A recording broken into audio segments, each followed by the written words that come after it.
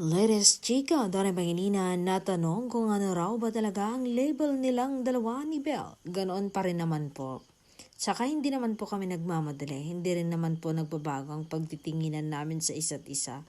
We still very close pa rin naman po. Pakli ni Donnie.